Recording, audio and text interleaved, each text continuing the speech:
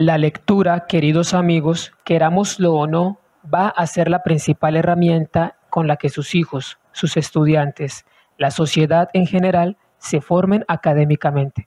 Por ello, es conveniente preguntarnos por nuestro hábito lector. ¿Estaremos leyendo correctamente?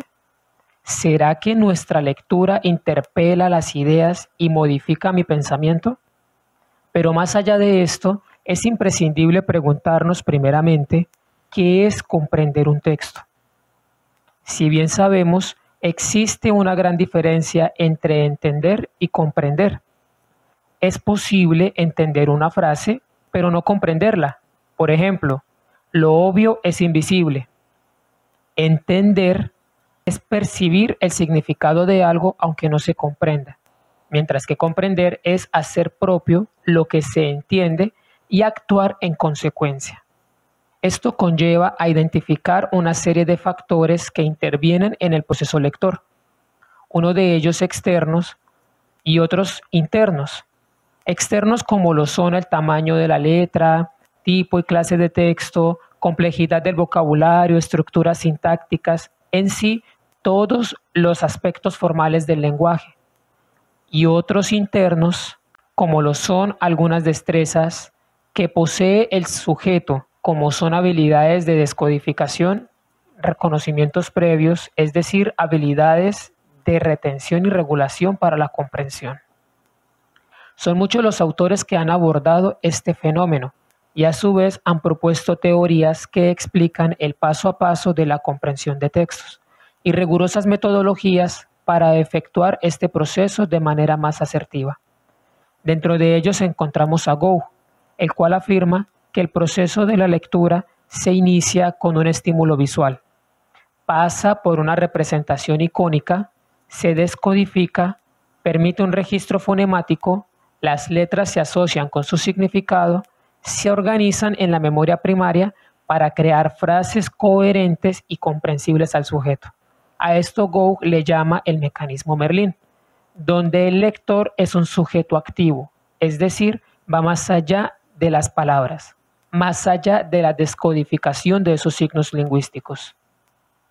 Otro de ellos es Smith, el cual nos dice que la comprensión es la suma de la información que el lector aporta, es decir, sus conocimientos previos, la información no visual, todo lo que está presente en su pensamiento, más la información que le proporciona el texto, es decir, la información visual, el recurso físico. Los buenos lectores no leen palabras tras palabras de un proceso lineal, sino que leen significados, de ahí que la comprensión sea compleja y se necesite acompañamiento de un adulto o un mediador. Cuanto más automatizan los procesos básicos, afirman Snyder y Shiffrin, más recursos cognitivos y funcionales libera el sujeto para la comprensión significativa de un texto. A esto, Winbay le añade que la habilidad de atención del significado puede ser enseñada. De ahí que nos preguntemos, ¿con qué estrategias? ¿Cómo enseñar a leer? ¿Cómo comprender correctamente un texto? La comprensión no es un proceso estrictamente secuencial, sino que los niveles superiores condicionan también a los básicos, es decir, un proceso interdependiente. No debemos arraigarnos únicamente a los factores externos, lingüísticos, o a los internos, psicológicos.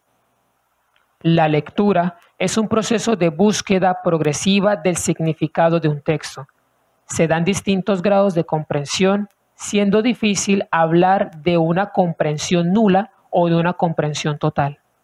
De ahí que cada texto presenta y exige competencias y estrategias lectoras diferentes en los sujetos según la tipología textual. Precisamente, Teun Van Dijk, en una de sus grandes obras, llamada La ciencia del texto, explica de forma secuencial este fenómeno de comprensión, partiendo que la comprensión es la suma de unos procesos de comprensión, retención, aprendizaje y producción, con formas lingüísticas que facilitan una base para el análisis de procesos sociales.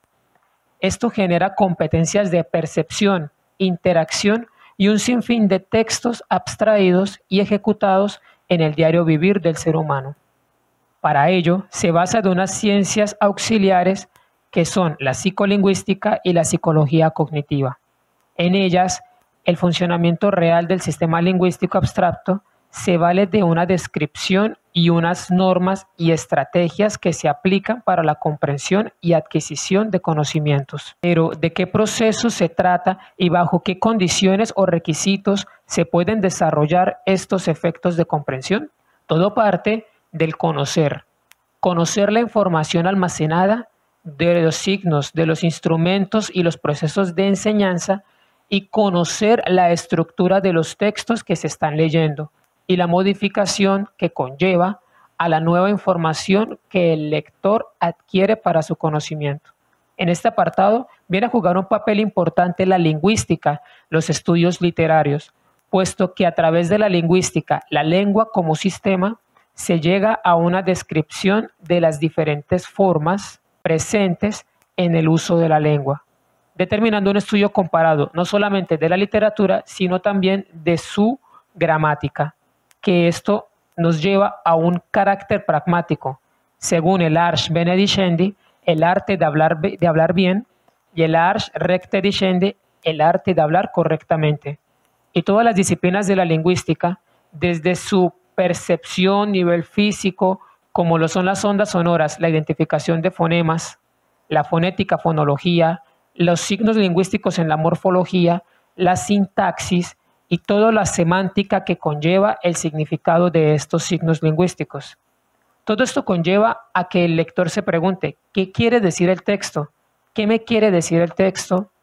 ¿Qué puedo hacer con el texto? Y el sinfín de interacciones sociales que puede llegar el sujeto con el lector, hablando de un contexto.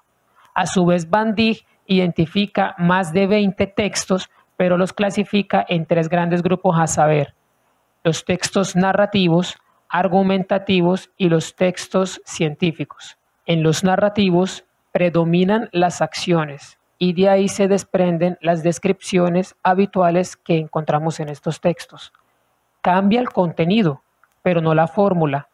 Encontramos siempre en todos los textos narrativos sucesos contextualizados, una serie de complicaciones que generan soluciones en el desarrollo de la historia, que están enmarcados en un espacio y un tiempo determinado. Estos sucesos contextualizados le ayudan a uno construir procesos, episodios que nos dan la trama del texto. Existen unas actitudes que asume el lector, eso se le llama evaluación, y la suma de la trama y la evaluación conlleva a una historia contextualizada. Cabe resaltar que en estos textos siempre vamos a encontrar de manera implícita o explícita una enseñanza moral, lo que conocemos como moraleja. Comprender un texto argumentativo es saber la fórmula, saber la hipótesis y las conclusiones, donde la argumentación juega un papel importante.